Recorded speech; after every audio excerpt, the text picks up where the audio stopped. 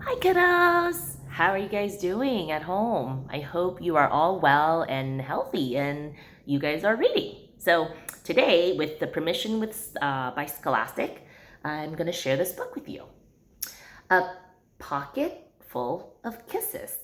The author is Audrey Penn, and the illustrator is Barbara Leonard Gibson.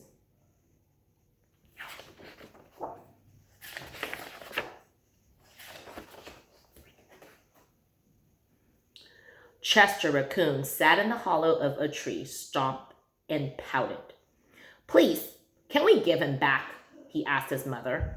I'll be really, really good if we can give him back. Mrs. Raccoon smiled tenderly. You are already really, really good, Chester, but I'm afraid no matter how good you are, we can't give him back. Besides, I thought you liked having a little brother. I did like it at first, admitted Chester, but now he plays with my toys and swings on my swings and reads my books. Then he pulls my tail and talks to my friends and follows me around everywhere I go. Mrs. Raccoon lifted Chester onto her lap and smoothed out his worried, furry forehead.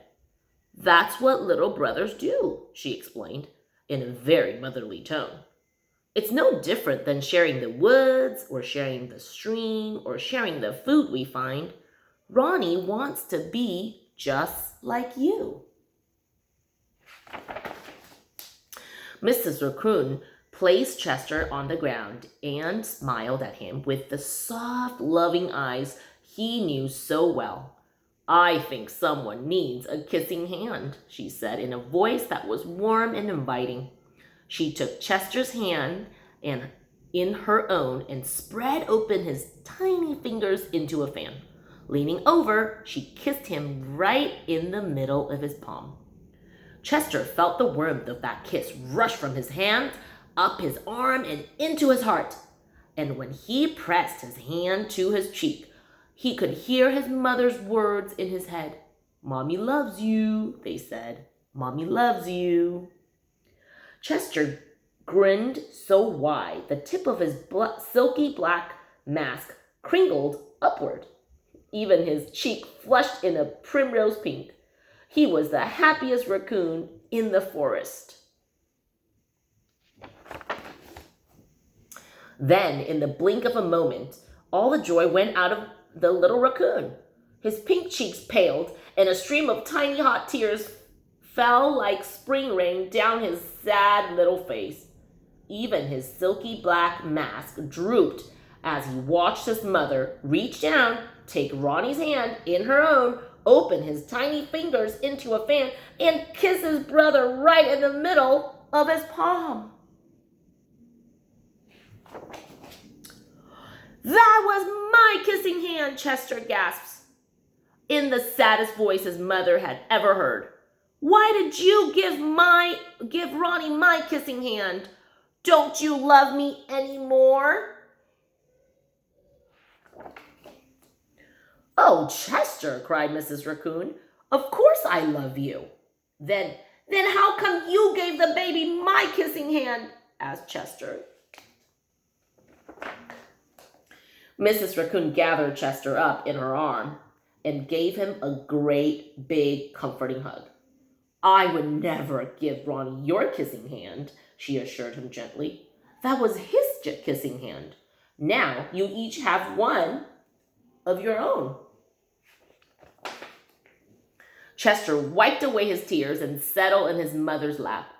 If you give both of us kissing hands, won't you run out? Mrs. Raccoon laughed. Would you like to hear a story? She asked Chester. About kisses? About stars, said Mrs. Raccoon.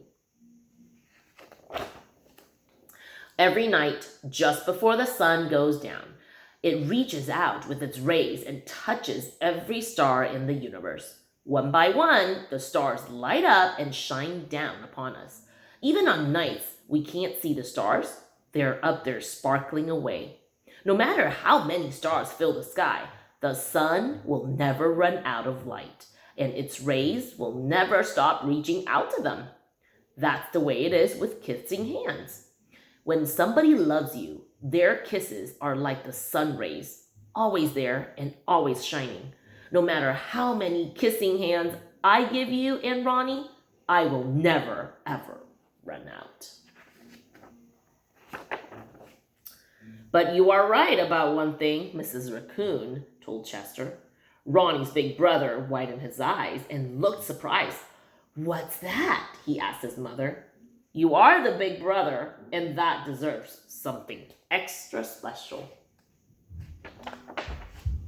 Mrs. Raccoon put Ronnie on a swing, then took Chester's right hand in hers and spread open his tiny fingers into a fan.